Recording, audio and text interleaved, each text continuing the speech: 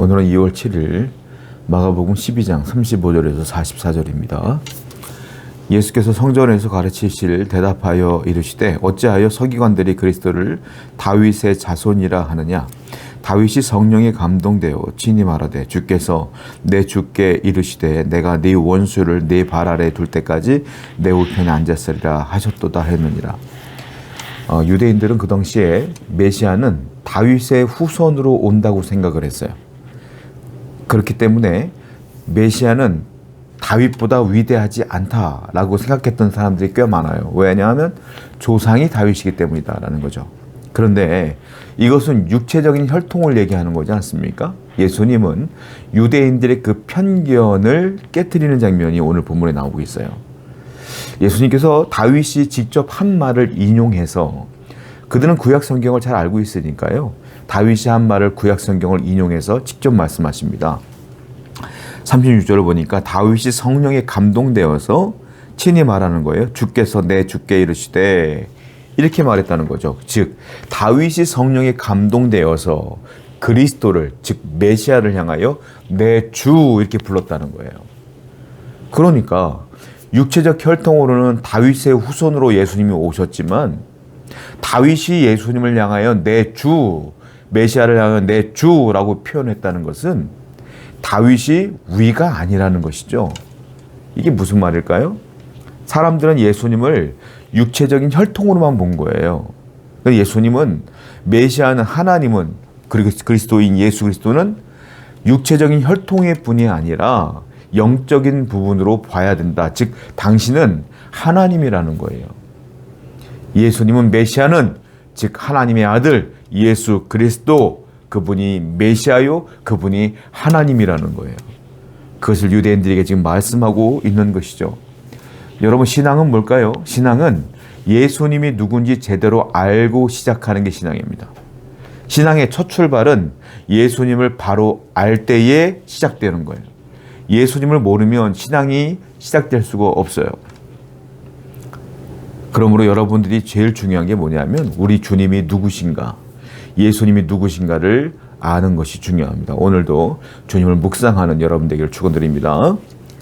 37절이에요. 다윗이 그리스도를 주라 하였은즉 어찌 그의 자손이 되겠느냐 하시니 많은 사람들이 즐겁게 듣더라. 지금 제가 말씀드린 것을 예수님께서 이렇게 설교를 했더니 사람들이 뭐라고 했습니까? 즐겁게 듣더라.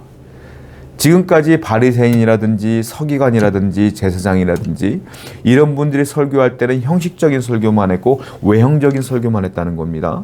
그런데 주님은 그 외형적인 것이 아니라 그 성경 속에 있는 진리를 끄집어내서 선포하니까 사람들이 어떻게 해요? 즐겁게 듣더라. 여러분, 성도는요, 말씀을 즐겁게 들어야 돼요. 말씀을 들을 때 지겹게 들으면 안 돼.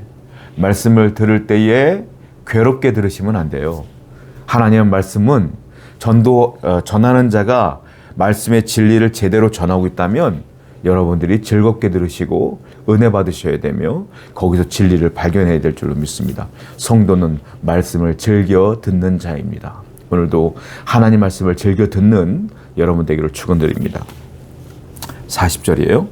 그들은 과부의 가산을 삼키며 외식으로 길게 기도하는 자니 그 받는 판결이 더욱 중하니라 하시니라. 자, 이 말은 외식하는 사람들을 얘기하는데 누구를 말하느냐? 그 전에 보면은 누구를 말하냐? 서기관을 삼가라 이렇게 말씀하시고 지금 여기 보면 왜 삼겨야 되는 이유를 40절에 설명하는 거예요. 왜? 그들은 과부의 가산을 삼기고 외식으로 길게 기도하는 자니까 안 된다라고 말하는 것이죠. 여러분, 우리가 세상을 살다 보면 하나님을 믿는 척하는 분들이 있어요. 그걸 외식한다고 하는데, 그런데 그 사람들이 또 잘 사는 경우도 있어요. 그러면 사람들이 아니 저렇게 믿고도 잘 살아, 내 시간을 충분히 활용하면서도 잘 살아, 그럼 왠지 그 사람처럼 살고 싶은 경우가 있어요.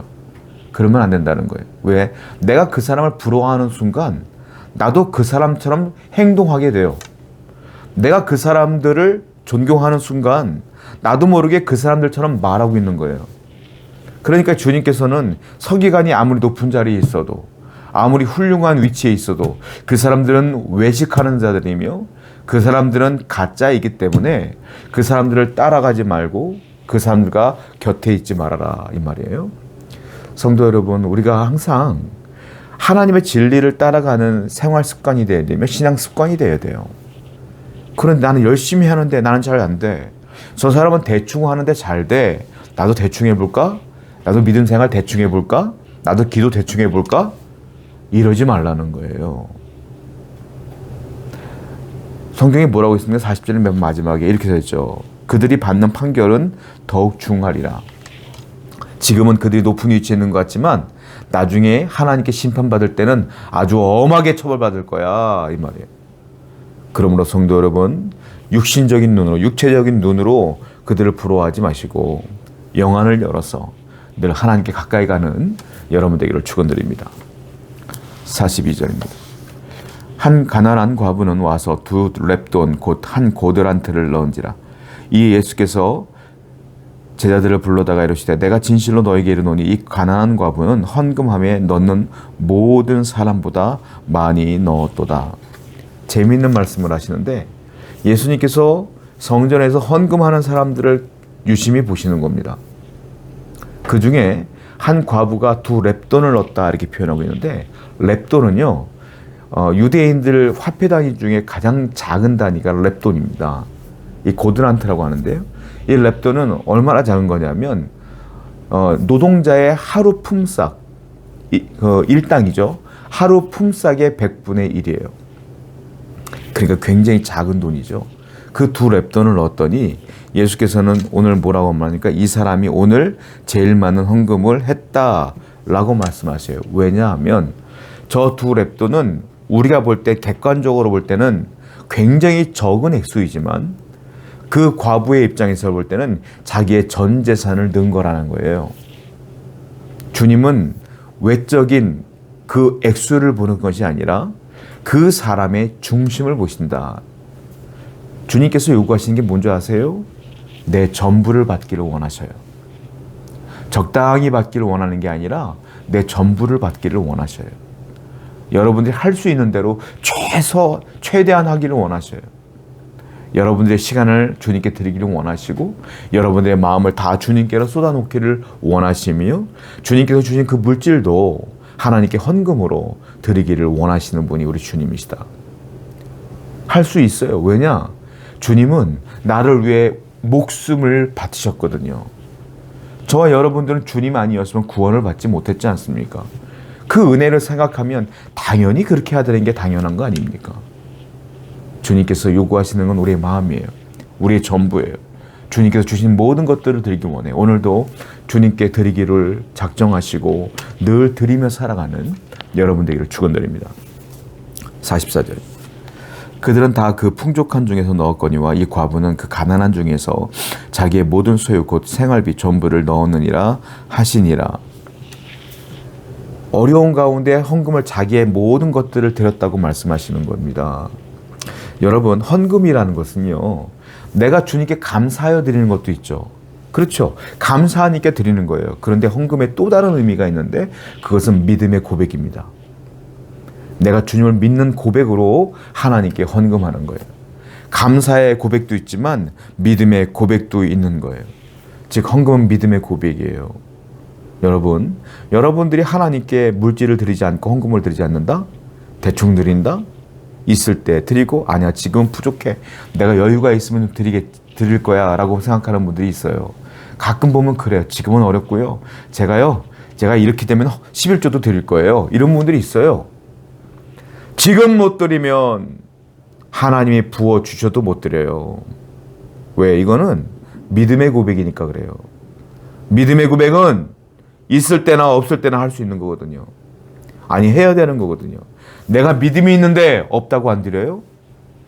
내가 믿음이 있는데 적다고 안 드려요? 그럴 리 없죠. 믿음이 있을 땐 적어도 드리고 많아도 드리는 거거든요.